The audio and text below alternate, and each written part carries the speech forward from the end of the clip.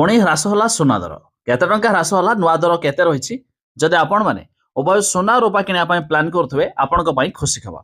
तबे आसंतु जानिबा हम ओडिसा मूल्य रे नुआ दर केते रहिछि जहा मध्ये किनिया पई गले सेति टवा दे मध्ये किनि पारिबे। वीडियो रे जानिबा ता पूर्वरु वीडियो को लाइक करंतु सब्सक्राइब करन थिले एबे सब्सक्राइब करी पाखर थिबा बेल आइकन को दबाइ। प्रथम तो जानि रखंतु हम राजधानी भुवनेश्वर अर्थात ओडिसा मूल्य रे सुना आज 10 ग्राम पिछा 1800 टंका ह्रास देखिबा को मिलिछि। तेबे शुद्ध सुना अर्थात प्योर गोल्ड रो दाम रही 1,45,200 टंका। सेपरी 22 कैरेट दाम जहाँकि 916 कैरेट रो दाम रही 1,32,600 टंका।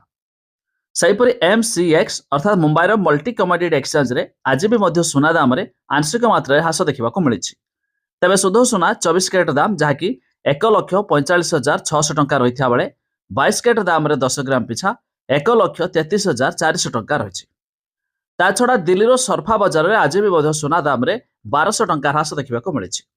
तेबे शुद्ध सुना 24 कैरेट दाम रे 1,43,600 टंका रही बेले 22 कैरेट दाम रे 10 ग्राम पिछा 1,34,480 टंका रही आज दर। सेपरी रूपा 1 किलोग्राम पिछा 2,36,000 टंका रे पहुंच जाइछि। तेबे जदि आपण माने उभय सोना और रूपा किनिया पई प्लान करूथुवे एही दर देई मध्य किनि पारिबे। ता छड़ा आपण माने केउ जिल्लारो वीडियो देखुचंती ता निहाती कमेंट करी जणाबे।